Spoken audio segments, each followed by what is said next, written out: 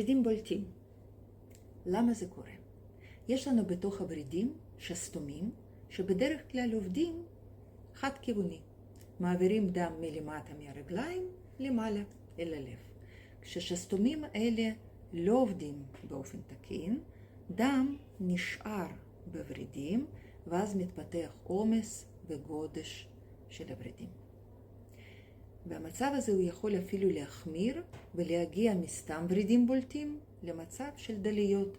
שמתי לכם תמונה מתחת לסרטון. מתי זה כן יכול להיות מסוכן?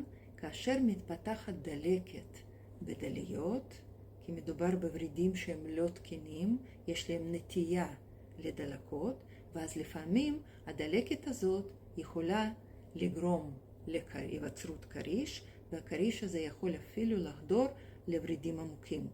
וכאן המצב ממש דורש טיפול. נדבר על זה בסרטון הבא.